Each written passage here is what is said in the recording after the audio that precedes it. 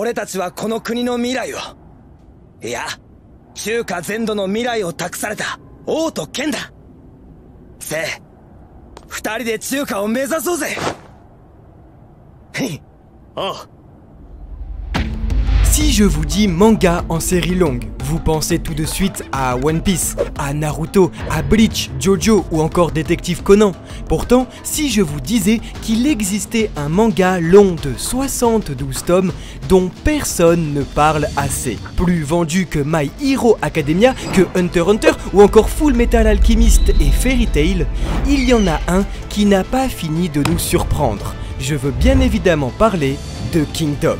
Contexte: 3e siècle avant Jésus-Christ, après des années de conflits, la Chine est divisée en 7 États rivaux qui s'affrontent pour la suprématie du territoire. C'est la période des royaumes combattants. Pour conquérir le plus grand des pays, ce n'est pas moins l'art de l'épée et de la plume qu'il faudra maîtriser. Un art que nous allons découvrir ensemble dans cette vidéo, qui va avoir pour but de vous donner envie de découvrir ou peut-être redécouvrir le manga culte de Yasuhisa Hara. C'est pourquoi, pour commencer, j'ai l'honneur de vous annoncer que cette aventure, je la partage avec Meian, maison d'édition de Kingdom en France, qui vous offre 10 coffrets des 10 premiers tomes, histoire que vous découvriez avec moi l'aventure de l'unité Ishin. Pour jouer, c'est simple, il vous suffit d'enfiler votre armure et de regarder la vidéo jusqu'au bout. Préparez-vous, car l'on raconte qu'en ce monde, un immense dragon vivait dans le ciel.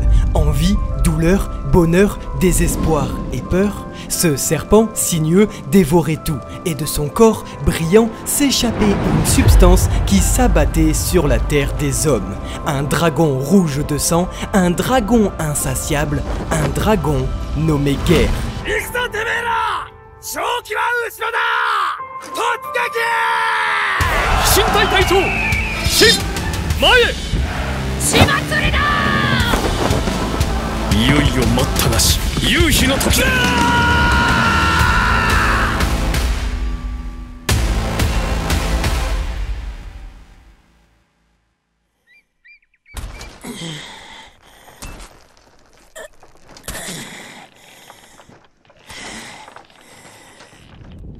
Hein?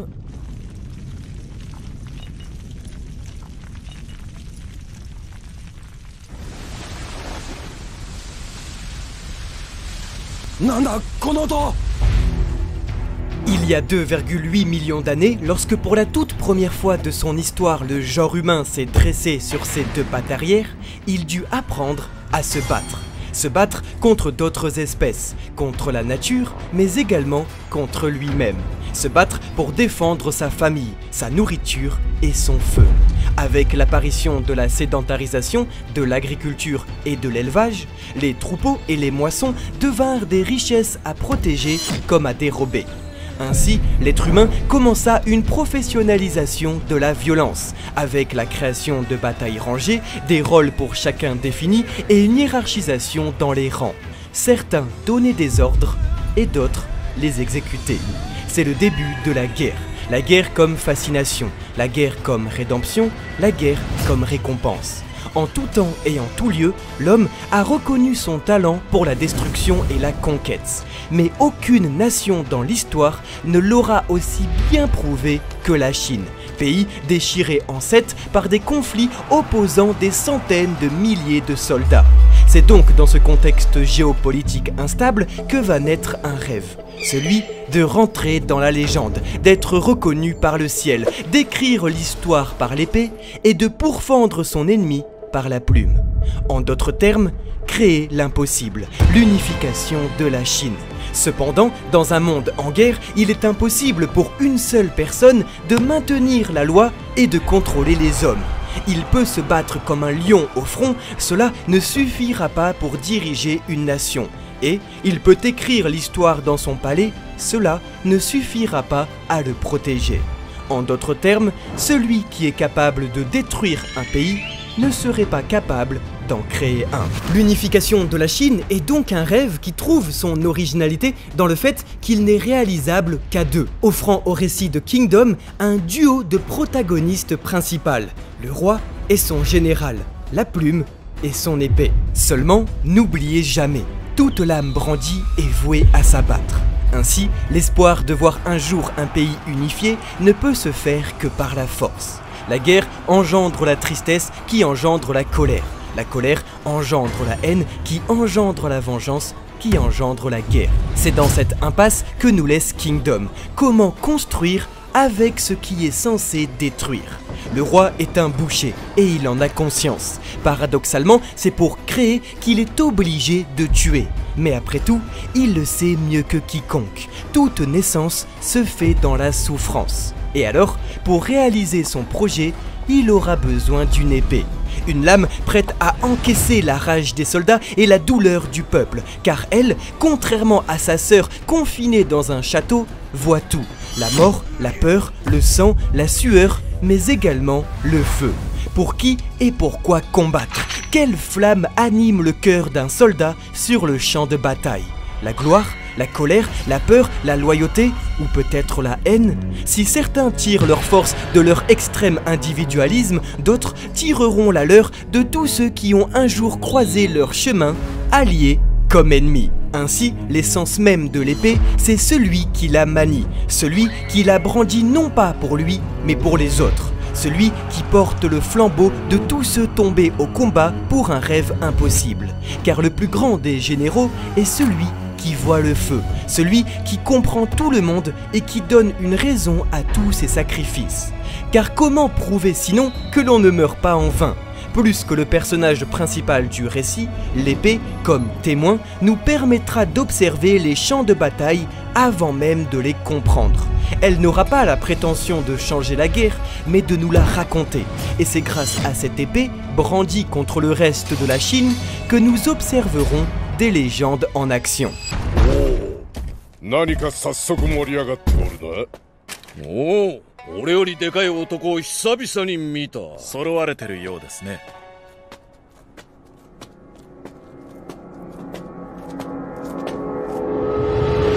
De ce fait, une parole, une présence peut être encore bien plus terrible qu'une armée de 30 000 hommes. C'est un aspect que Yasuhisa Hara maîtrise à la perfection. Cette forme d'autorité, cette capacité à fasciner et plus que tout, cette façon de diriger.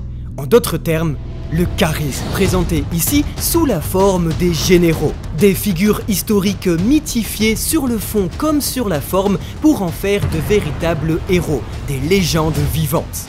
Une combinaison donc parfaite de la stratégie et de la force, mécanique première de l'auteur pour nous rendre accros à son histoire. Certains, au fil de leur lame, feront mentir les statistiques. D'autres créeront des miracles et nous montreront la force, avoir raison sur la stratégie. Car qui peut bien avoir envie de mourir? Pour offrir sa vie sur un champ de bataille, il faut être prêt à suivre quelqu'un aveuglément, à suivre cette aura gigantesque qui nous ordonne de se battre. Certains le feront par respect, d'autres par admiration et beaucoup par peur. Mais tous, absolument tous, suivront ces titans, ces statues inébranlables, ces héros légendaires, incarnation même du charisme, les généraux. Un titre est l'objectif du protagoniste principal de Kingdom. Une inaccessibilité à atteindre et un impossible à réaliser. Une forme de perfection dans cet enfer, car si le monde est en guerre, alors le monde leur appartient. Et si la guerre est un art à maîtriser, ils en sont les artistes incontestés. Que ce soit sur le plan militaire ou politique, en passant par la diplomatie ou la barbarie, qu'ils soient de terribles lions ou de vieux renards, tous vous feront réfléchir, frissonner et craindre le pire, car tous auront malheureusement raison. Du plus vicieux criminel au plus vertueux des princes, tous seront terriblement pertinents et surtout charismatiques, effaçant alors avec brio le manichéisme dans l'œuvre. Le tout grâce à une inversion des rôles très maligne de la part du mangaka, une inversion qui sera représentée d'ailleurs par les figures de Kanki et de Riboku, à la fois bourreaux et victimes du récit qui vont s'échanger leur rôle. Une relation si importante qu'elle fera forcément l'objet d'une vidéo entière un peu plus tard sur la chaîne. 人の道を断ずる前に自分を語れ呂不韋。何をもって中華統一を狂気と断ずるのか。まずはその理由をお前の言葉で明らかにしろ。上辺の抽象では俺の夢には通じぬぞ。Alors, si il est bien beau de hisser haut les couleurs de notre pays pour défendre ses habitants lors d'une invasion ennemie, que se passe-t-il lorsque la situation s'inverse, lorsque nous devenons l'envahisseur? Rentre alors en scène la Plume, deuxième personnage principal du récit qui va voir son rêve de réunification de la Chine sans cesse remis en question par les autres pays. Car ici, on ne parle pas de liberté gratuite, on parle bien de créer la paix grâce à la guerre. Ainsi débute un combat encore plus spectaculaire que n'importe quel champ de bataille. La politique, élément totalement maîtrisé par le mangaka qui n'aura pas peur de le dire, est un jeu beaucoup plus dangereux encore que la guerre. Car qui a dit qu'il suffisait de briller pour gagner? Souvent, rester dans l'ombre et fomenter un complot peut être bien plus efficace que la guerre pour conquérir un État, comme la diplomatie et son dialogue peut être beaucoup plus rapide pour faire plier un royaume. Au final, être confiné dans un palais où sévit un immense jeu de factions pour le contrôle de l'État peut s'avérer être très risqué et va demander alors de posséder la chose la plus précieuse au monde. Car le roi qui désire s'asseoir sur son trône va donc lui aussi devoir vivre sa propre guerre, celle de l'information. En effet, lorsque le monde entier est notre ennemi, l'information n'est plus une nécessité, mais une obligation. Une arme redoutable pour celui qui la maîtrise et qui permettra de gagner un conflit, qu'il soit militaire ou économique, avant même les hostilités, et souvent sans faire couler la moindre goutte de sang. Sans même le savoir, notre plus grand ennemi peut en réalité être le plus proche de nous. Alors, avant de conquérir le monde, il faudra conquérir sa propre maison. C'est le premier et le plus important conflit du récit, la guerre d'influence. Une guerre qui sera parfaitement illustrée par le personnage de Ryufui, qui lui aussi va mériter très prochainement une vidéo dédiée sur la chaîne. C'est donc loin des champs de bataille que la Plume devra elle aussi se battre et user de sa rhétorique pour survivre à des jougs oratoires très puissantes et ainsi toucher le cœur des autres. De ce fait, toute information est bonne à prendre et à utiliser. Finances, économie, loi, désir, sexe, force, faiblesse, offrant à Kingdom des dialogues mémorables et terriblement bien mis en scène où la Plume devra expliquer comment elle souhaite créer un monde sans violence à partir de la violence. Créer un monde sans guerre grâce à la guerre. Et pour expliquer cela, il va falloir être très malin. Car pour convaincre les autres, il faudra avant tout en être convaincu soi-même. La Plume, elle, contrairement à l'épée, n'est pas de son époque. Elle voit beaucoup plus loin. Car si pour l'épée l'heure est au massacre, pour la Plume l'heure est forcément à l'écriture. Et c'est alors par la loi qu'elle va nous expliquer son plan. Elle se fiche des conventions et rêve d'un monde où roturiers et nobles partagent les mêmes droits, car le pouvoir n'appartiendrait plus aux hommes, mais à la loi. Cette même loi que chacun devra respecter. Et je vous rappelle que nous sommes 3 siècles avant Jésus-Christ. Voilà le défi gigantesque que nous offre Yasuhisa Hara avec son œuvre. Changer le monde et ses règles. ここだよ。ここで大人の戦いを覚えていけ。飛信隊。ようこそ、桓騎軍へ。 Vous l'avez compris, pour conquérir la Chine, il va falloir maîtriser aussi bien la plume que l'épée. Et c'est dans un sens ce qui fait toute la grandeur de Kingdom. Réussir à rendre autant captivantes des intrigues politiques que de gigantesques batailles. C'est avec la diplomatie ou des complots que l'auteur arrivera à souligner que la pensée et surtout l'écriture ont beaucoup plus d'influence sur l'homme que la violence. Mais que des fois, on n'a pas d'autre choix que d'utiliser la force. L'issue ne sera jamais naïve. Ne croyez pas que les gentils auront raison et les méchants tort. Ce qui fera la grandeur des conflits, qu'ils soient politiques ou armés, c'est que tout le monde aura raison, créant des débats terriblement passionnants entre les monarques et surtout entre les lecteurs. Personne ne pourra être catégorique sur les qualités intrinsèques des personnages, car en temps de guerre, le plus grand des criminels peut devenir un héros, comme le plus vertueux des princes peut devenir un paria. Et seul le vainqueur aura raison, car seul le vainqueur deviendra justice. L'histoire l'aura prouvé à maintes reprises, les mots ont un pouvoir immense. C'est bien le discours qui peut changer le cours d'une bataille, comme c'est bien le dialogue qui peut changer l'avenir d'un pays. Vous l'avez compris, l'épée peut apporter une sécurité temporaire, mais seule la plume est capable de provoquer des changements politiques, sociaux et culturels durables. En d'autres termes, si l'épée a le pouvoir de détruire, la plume, elle, a le pouvoir de créer. C'est ce terrible équilibre que l'auteur réussira parfaitement à illustrer avec les personnages de Heisei et Shin, la plume et l'épée de Kin. Des personnages en plein apprentissage qui, avec vous, découvriront le monde et sa réalité. C'est grâce à cette balance, fragile mais réaliste, que l'univers de Kingdom nous paraîtra aussi crédible et surtout vous rendra totalement addict. Le tout grâce à l'atout secret, la cerise sur le gâteau, des dessins, mais alors des dessins. Étymologiquement, manga signifie dessin pauvre ou encore image non aboutie. Tant l'essentiel du manga se repose avant tout sur son récit et sur ce qu'il raconte. De ce fait, si Kingdom avait eu des dessins de piètre qualité, il aurait déjà été un bon manga. Assistant de Takehiko Inoue, célèbre papa de Vagabond, il n'est donc pas étonnant de retrouver dans les dessins de Yasui Sahara des traits secs et puissants comme des doubles pages d'une magnifique sobriété entre deux personnages. À l'instar de Kentaro Miura avec Berserk, qui nous obligeait déjà à s'arrêter ébahis toutes les 30 secondes dans notre lecture pour admirer ses planches si travaillées, Yasui Sahara ne fait pas les choses à moitié. Et ses dessins permettront de renforcer la crédibilité de ses batailles comme la puissance de ses jougs verbales, grâce à un découpage très intelligent. En effet, dessiner déjà des guerres gigantesques sans que cela paraisse ridicule, c'est pas facile. Mais ici, jamais des batailles opposant des dizaines de milliers d'hommes n'auront été aussi claires et lisibles sur le papier, que ce soit sur des plans larges pour admirer la stratégie d'une armée entière ou sur des plans rapprochés pour profiter de la mêlée.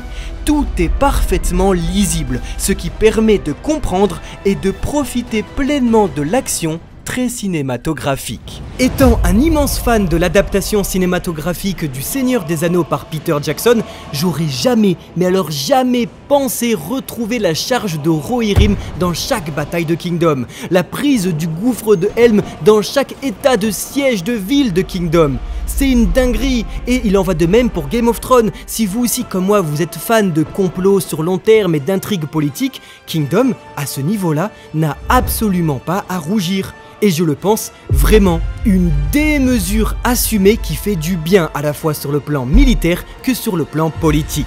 C'est donc un double exploit pour le mangaka et ses assistants qui nous offrent une expérience de lecture très fluide, jolie, mais surtout crédible. Les charges alliées se feront très souvent vers la gauche et donc dans le sens de lecture pour appuyer l'avancée des alliés. Et les charges ennemies, elles, vers la droite, comme pour faire reculer les protagonistes et empêcher le lecteur d'avancer plus loin dans sa lecture. Ce schéma, l'auteur pourra compter dessus pour renforcer l'aspect de dualité tout au long de sa narration. Que ce soit dans l'immensité d'un champ de bataille ou l'intimité d'un duel, les actions seront très détaillées et les chara-design des personnages très soignés pour nous faire ressentir la dangerosité des coups. Chaque muscle est ressenti sur le corps, chaque inquiétude est illustrée dans le regard. Les plans seront toujours très intelligents pour nous faire ressentir la grandeur des personnages. Ainsi, les généraux seront présentés non pas comme ils étaient, mais comme ils étaient perçus et idéalisés.